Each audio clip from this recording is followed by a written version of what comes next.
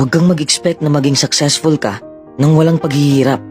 Remember this, true success comes from endurance and perseverance.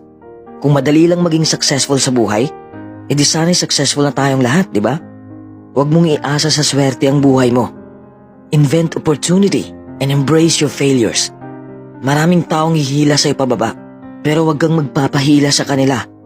Huwag kang makinig sa mga taong toxic. Oo, mapapagod ka sa iyong paglalakbay. Dadaanan mo ang mahihirap na sitwasyon. Darating ka sa punto na mawawalan ka na ng ganang gawin ang passion mo at mabibigo ka. Ang punto ko lang, the next time you fail at something, congratulate yourself. It is an achievement. You're one step closer to actual success. Marami kang matutunan sa kabiguan mo. Along the way, you learn a lot about yourself and you learn a lot about what makes you happy. Huwag kang mag-expect na maging successful